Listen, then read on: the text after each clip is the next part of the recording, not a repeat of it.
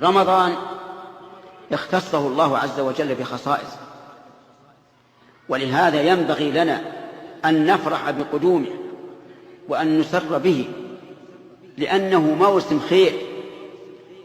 أرأيت التجار إذا أقبلت مواسم التجارة يفرحون أو لا؟ عجيب يا جماعة، يفرحون ويستعدون لها ويسافرون إليها. وتجارة رمضان أربح والله من تجارة التجار. قال الله عز وجل: يا أيها الذين آمنوا هل أدلكم على تجارة تنجيكم من عذاب أليم؟ هذه والله التجارة.